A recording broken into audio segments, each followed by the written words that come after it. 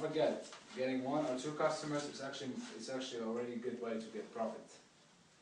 However, other B2B marketplaces pay more attention to offer all kinds of products. For instance, let's say MadeInChina.com provides a variety of Chinese suppliers to its members, including electronic components, medical equipment and chemical products.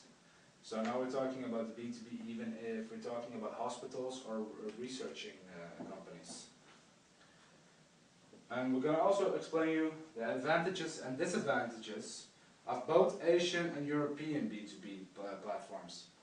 First of all, Asian, we're going to talk about the platform websites just at Alibaba.com and HC360.com. And for Europe, we're going to talk about websites such as the German Kompass or Thomasnet. What are the advantages for Asia? Let's see. For instance, Alibaba and HC360.com have a high reputation, get a lot of similar domestic enterprise simplicity of operation. And as for Europe, the advantages is they pay attention onto brand and credit, and the means of product exhibitions are rich. Disadvantages for Europe. It's much more complex to use, and the transaction process is long.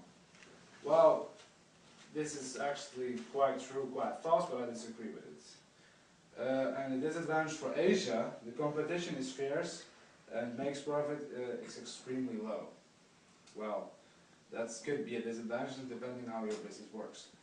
And second of all, for Asia, they're afraid of a lot of hackers, especially when it's about China or India. They have a lot of people that throw like malicious software or try to get the emails or read emails or whatever. So it'll give you a threat.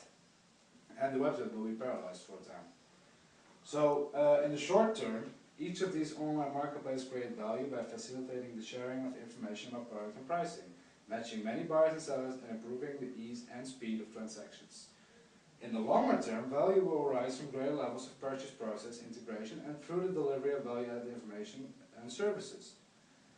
The change of business-to-business financial transactions, organizations usually purchase cards for smaller purchases. In global business-to-business transactions, organizations often use letters of credit issued by a bank to make payments. Thank you very much for listening. This was question 1. Can we go to question 2? Oh, how are they used?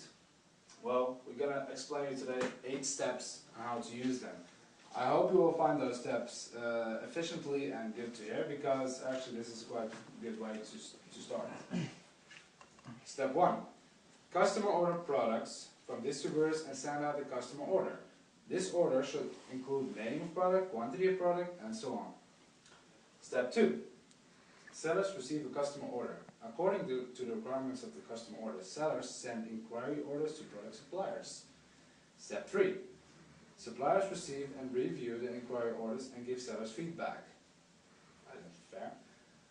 Step 4. After seller can meet the condition of customer orders, sellers send out information of cargo transportation. Step 5. Shippers receive and check transport inquiries and give the feedback such as date, routes, and ways. Step 6.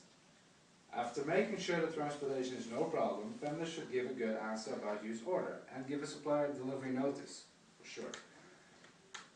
Step 7. Transportation agent receives the delivery notice. Next, customers send out a payment notice online for this e-marketplace. Step 8, finally, distributors receive a transfer notice. So as you just heard, those are the 8 steps to use a B2B marketplace when we're talking about an e-marketplace, the electric marketplace, and not the current marketplace as we used to use before. Thank you very much for listening. I hope this is information. If you have any questions, you can ask us at school or send us an email, anything you like. Thank you very much for listening. This was Tamer Shaman, and we hope to see you again soon.